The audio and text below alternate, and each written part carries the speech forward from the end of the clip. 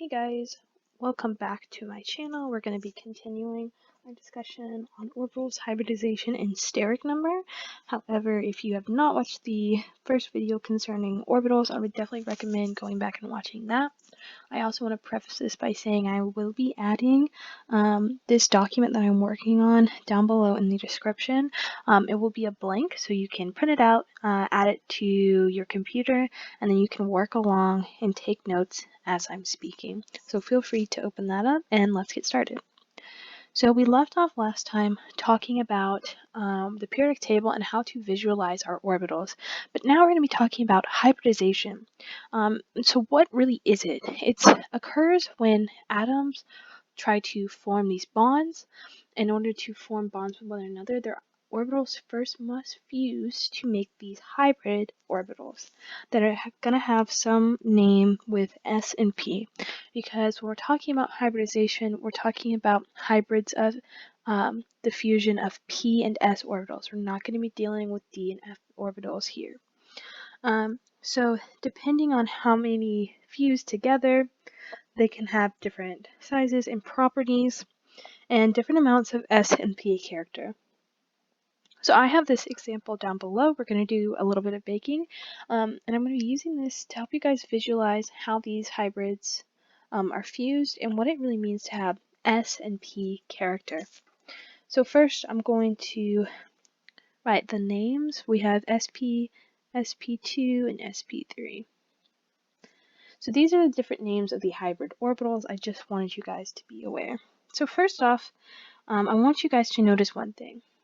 Here we're trying to make, the best cookie recipe possible, but we know that we need to add milk every time, and it's the same amount.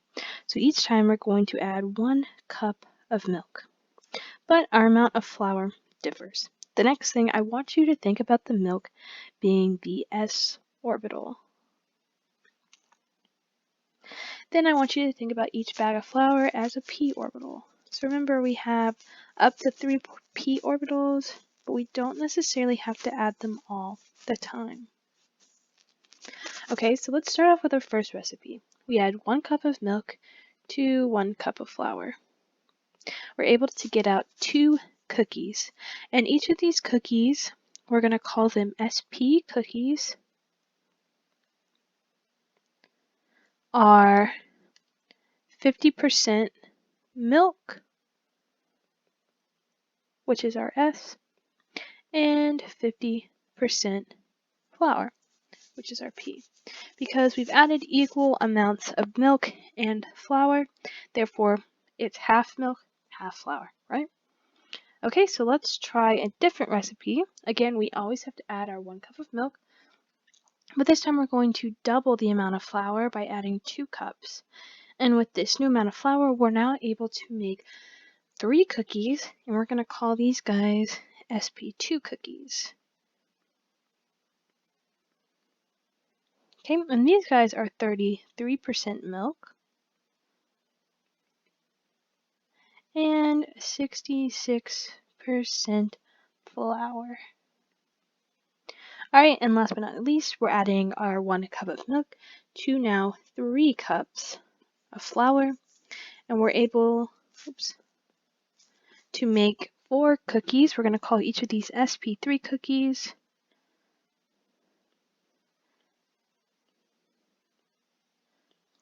And each of these guys is 25% milk and 75% flour, because we've added 3 times the amount of flour that we have milk, right? So 1/4 milk, 1/4 or 3/4 flour. Okay, so what does this really mean, and why is this important? So again, we're talking about S and P character. So when we say character, we're describing how much of these orbitals are S, how much of these orbitals are P. And this is important, especially in organic chemistry, because we're talking about stability. So you'll remember back in the previous video, we discussed how the s orbitals are more stable than the p orbitals. Why? Because they're going to be closer to the nucleus, so the nucleus is going to have a greater pull on the electrons, and they're less likely to move to a different orbital or a different area in the atom. So therefore, the s orbital is always going to be more stable than the p orbital, because remember these p orbitals extend a little bit further out. So if we're looking at each of these cookies, which one is going to be the most stable? It's going to be this first one up here, right? Because this has the most S character, right? It has 50%. The other ones only have 33 and 25% S character. This one has 50%, which is the greatest S character. So it's the most stable. And when we're talking about stability, we're also talking about energy, right? So this has the lowest energy. This is important because we want things to be in the lowest energy state possible, because then it's most stable. And that's naturally how things are going to go. Electrons want to be in a more stable state. So next, I want you guys to notice something. That how much we put in is equal to the amount we put out. So what I mean is, look at the first one. We put in 1s, 1p, we got out 2 SPs, right? We got out 2 cookies. Same with all the other ones. We put in 1s and 2 p's. We put in 3 things, we got out 3 things. We put in 4 things, we got out 4 things. Super duper important that the number of orbitals used is equal to the number of sp orbitals formed. And by sp, I'm talking about hybridized. So we can check this by using the super cool rule of adding exponents. So think all the way back to algebra, and remember that just because there is no exponent written, it doesn't mean it's 0, it means that it's 1, right? So we have 1s, 1p. We're going to add these together, so now we can see we have 2 sp orbitals.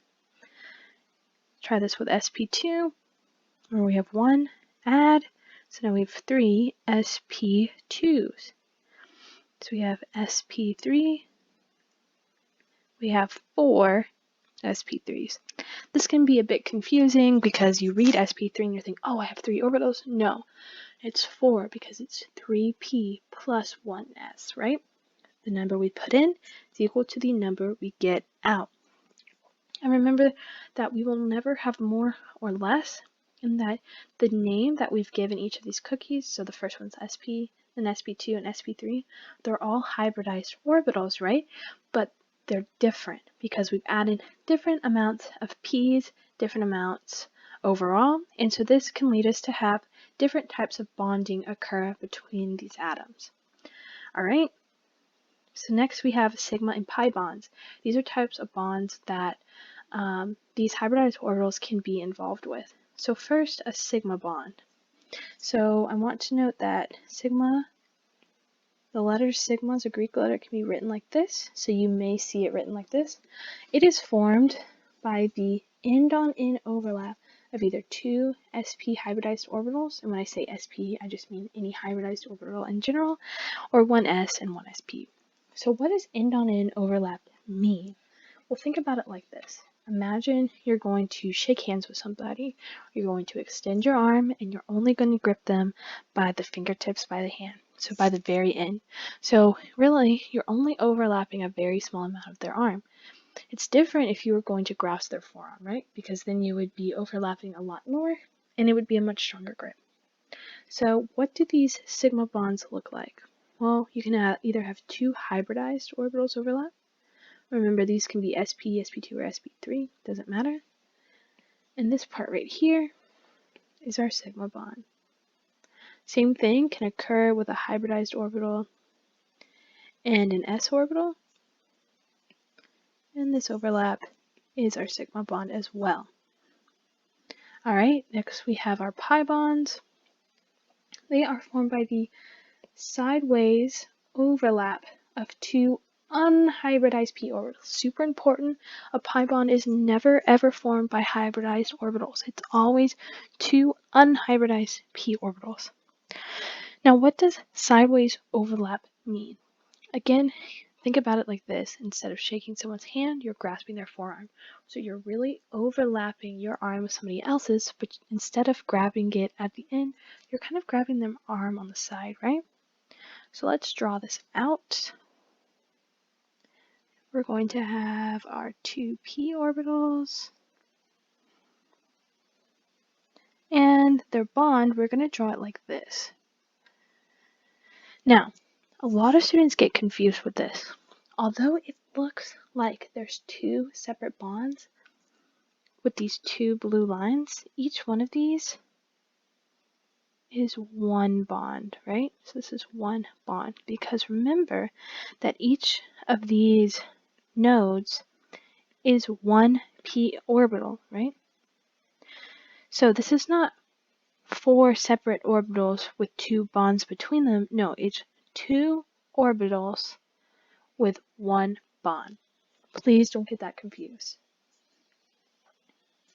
Okay, so now we're going to talk about how single, double, and triple bonds are formed. They use these sigma and pi bonds in different orders. So first we have single bonds. Our single bond is going to be depicted right here. And they are formed only by sigma bonds. They can rotate, they're the only ones which can rotate, and they're the weakest. So looking back up at our picture, we can see there's a sigma bond here, and you can see that each of these four bondings with the hydrogen atoms that we have sigma bonds here, here, here, and here. Because remember, sigma bonds can occur with two hybridized orbitals or one hybridized and one unhybridized orbital, right? So another thing is it says it can rotate. So it's rotating about this center sigma bond. But remember that this also affects the ends too. Because when we just look at the center, it's not going to look like anything changes, but these end atoms are rotating as well. This is really important to remember, especially in organic chemistry. Now, single bonds are also the weakest because remember this is just end-on-end overlap because it's only sigma bonds, so therefore they're going to be the farthest apart. All right, next we have double bonds. These guys are formed by one sigma and one pi bond. Super important. So this is going to be shown over here. So we can see that again we have our sigma. Oops. We have our sigma bond, but then we also have our pi bond, right? So our pi bond's right here. Super important. Again, I know this looks like a triple bond because it looks like there's three separate bonds, but remember that this is one p orbital. So therefore, it's going to make a single pi bond. We draw it as if there's two bonds because remember, in our previous talk about orbitals, there's nothing in between these two nodes.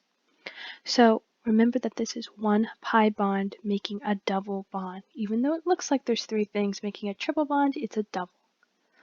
Okay, finally we have triple bonds. These are formed by one sigma and two pi bonds. They're the strongest and the shortest because they require these p orbitals to be even closer than in a double bond because we have two sets of unhybridized p orbitals. I'm going to attempt to draw this for you guys. It can get a little messy, so I definitely recommend looking this up if you can. So we have our sigma bond, right? Then we're going to draw our first set of p orbitals. And then we're going to draw our second set of p orbitals. This is where it can get a little bit messy. I'm going to kind of draw it like this. So it almost looks kind of like a Ferris wheel kind of thing. So we can see we have pi 1, pi bond number 2. So remember, triple bond, 2 pi bonds. So you're going to need 2 sets of unhybridized p orbitals and 1 sigma bond. Okay, so now we're on to steric number. So what is steric number? It's really just the number of things around a central atom. In more technical terms, it's the number of bonds plus the number of lone pairs. So what counts as a thing? A single, double, or triple bond, and then lone pairs of electrons. Now, one thing that's super important to know, we're going to count these as 1 point each. Super important that you do not count a double bond as 2 or a triple bond as 3 or a lone pair as 2. Each thing is worth the same amount. Please, please, please do not think that just because it says double or triple that suddenly means it's worth more. They mean the same thing. Okay, let's give an example. Let's do carbon dioxide. This should be something pretty familiar. Now remember, unless otherwise stated, we're always going to be looking at the center atom. So remember that double bonds count as 1, so we have 1 double bond here, 1 double bond here, so the steric number is 2. Alright, let's try another easy one. This should be a pretty obvious one. We have H2O or water. This is CO2. So again, single bonds and lone pairs count. So we're going to have 1, 2, 3, 4. So the steric number is equal to 4. Perfect. Alright, so now we need to know why knowing the steric number is important and what it can help us do. So steric number can actually help us to determine what type of orbitals we have and how many there are, right? So first, we kind of had an oddity, a steric number of 1. There will only be one time with one type of atom where we will ever have a steric number of 1. Can you think of the element? It's going to actually be hydrogen. So why? Hydrogen is the first element on the periodic table, so it's going to have 1 electron, right? This is important because it means that we only halfway filled our first s orbital, right? Our 1s. There are no other electrons that can fill any p orbitals. If there's not the ability to fill a p orbital, then the p orbital cannot fuse with the s orbital. Super important. So hydrogen will never, ever, ever make a hybridized sp orbital. But it can still bond through a sigma bond, right? Because remember, sigma bonds can occur with end-on-end overlap of 2 hybridized or 1 unhybridized s and a hybridized, right? So it can still form these sigma bonds. But a steric number of 1 will only occur with hydrogen, right? So remember, normally we would be looking at the carbon, but this time we're just looking at this little guy over here. Okay, what about a steric number of 2? It means 2 sp orbitals. If you have a steric number of 2, there's 2 sp orbitals always. Why? Because remember, the number we put in equals the number we get out. So let's look back at our example of CO2.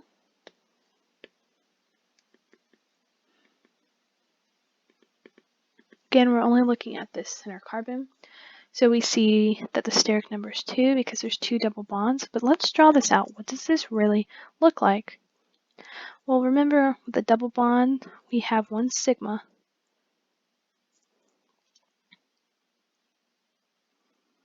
And 1 pi formed with unhybridized p orbitals, right? So we can see that we do in fact have 2 sp orbitals. We're not looking at oxygen's orbitals, just carbons. We can see that they're right here. We have 1 sp, 1 sp. And we note that it's an sp and not an sp2 because the steric number is 2. Okay, let's also look at another example of nitrogen bonded to itself. It's going to have a triple bond and a lone pair. So its steric number is going to be 2, right? So remember that in a triple bond, it has a sigma bond and 2 pi's. So 1 sigma bond is going to be right here. So we have 1 sp. But where's the other sp orbital? It's actually going to be containing these 2 lone pairs, right? So this is important. A hybridized orbital does not necessarily have to be involved with bonding. We need at least one to make a bond, but it does not necessarily have to be bonded to anything. It could just be holding lone pairs. So we have 1 sp here, and 1 sp here. Right, next we have a steric number of 3. This is going to have 3 sp2 orbitals because the number we put in is the number we get out. So let's do an example where we have, so we can see we have 1, 2, 3. How this works is that, remember, with this double bond, there's going to be end-on overlap of a sigma, but this orbital from carbon is going to be an sp2. And then we also have end-on overlaps with hydrogens, and these are also all sp2s. Why? Because the steric number is 3. So we have 3 sp2s. All right, and finally, we have our steric number 4 is 4 sp3s. So we're going to use the example of methane. So remember that for every single bond, this carbon is going to need a sigma bond. And these orbitals that we're using, the hybridized orbitals, are all sp3. These are all sp3 orbitals. So this is super important to know because steric number tells us which type of hybridized orbital we have. Not necessarily in the order that they're placed. We can see, like up here, that here we had a triple bond, here we had a double bond, but they're both using sp. So we can determine the type of hybridized orbital we have from steric number. That's all for this lesson. Remember to go ahead and download those free notes, and I'll see you guys next time. Bye.